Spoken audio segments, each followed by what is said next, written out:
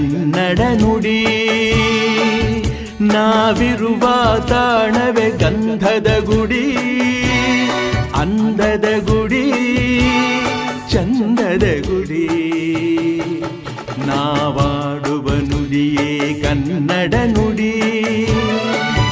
ನಾವಿರುವ ತಾಣವೇ ಗಂಧದ ಗುಡಿ, ಅಂದದ ಗುಡಿ, ಗಂಧದ ಗುಡಿ, ಚಂದದ ಗುಡಿ, ಶ್ರೀಗಂಧದ ಗುಡಿ. ಆಹಾ ಆಹಾ.